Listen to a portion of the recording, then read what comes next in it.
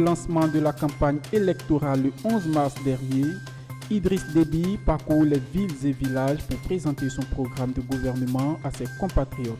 Candidat à sa propre succession pour la 5e fois, le président sortant mise sur ses 30 années passées au pouvoir et a axé son programme sur la paix, la sécurité, l'unité nationale, le renforcement des acquis, l'égalité du genre et plusieurs autres projets. Comme je l'ai fait les 30 dernières années, nous allons ensemble continuer notre chemin. Renforcer les acquis, relever les manquements ou les erreurs. Nous allons continuer ensemble à cimenter l'unité nationale. La paix, la sécurité, l'unité nationale, la paix, la sécurité, les libertés, la démocratie, le brassage des Tchadiens, pour qu'on ne me dise pas demain qu'il y a un nord, un sud, un musulman, un chrétien. Cette constitution, ça a été écrit par des Tchadiens qui consacrent l'égalité du genre. Qui consacrent l'égalité du genre. Ça veut dire tout simplement que l'homme est égal à la femme. Les 6 années à venir, ce ne serait pas les 30% qu'on donne aux femmes, mais ça sera 50% aux femmes.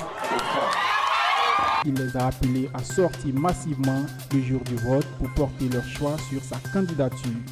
Tout en rappelant qu'il est candidat à leur demande, Idriss Déby a rassuré ses partisans de sa victoire. Le candidat du mouvement patriotique du salut, MPS, l'actuel parti au pouvoir, a demandé à ses militants de ne pas céder aux intimidations et aux mots d'ordre de certains leaders des partis de l'opposition.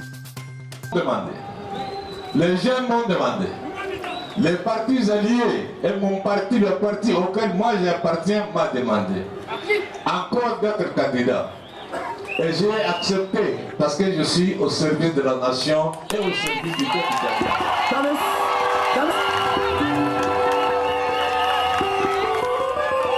Donc, nous allons gagner. Il n'y a pas de doute. Nous allons gagner, il n'y a pas de doute. Les militants et sympathisants du MPS, sortis massivement pour répondre présents au meeting de leurs candidats, ont déjà retiré leur carte d'électeur en dépit des intimidations émanant de l'opposition. Ils se disent prêts pour le scrutin et la victoire de leurs candidats. En tant que directeur de campagne, moi je suis très ému parce que je sais qu'on a bien travaillé, on a bien sensibilisé. Pour la sensibilisation, vous avez écouté la directrice de campagne que j'ai mis ici, une femme. Vous a confirmé que les cartes ont été retirées et les gens sont prêts à voter le 11. Le maréchal a beaucoup fait pour tous les Tchadiens d'une manière générale et spécifiquement pour les personnes handicapées. Et nous attendons encore beaucoup plus du maréchal, l'amélioration des conditions de vie de tous les Tchadiens, de toutes les couches, y compris les couches des personnes handicapées. Et nous lui souhaitons bonne chance et que le bonheur pour lui et une longue vie aussi pour lui, pour que le Tchad, l'Afrique aille de l'avant. À l'arrivée de notre président de la République, je suis ravi qu'il est venu, il nous a parlé de son campagne. Il nous a bien parlé, il a beaucoup parlé de progrès.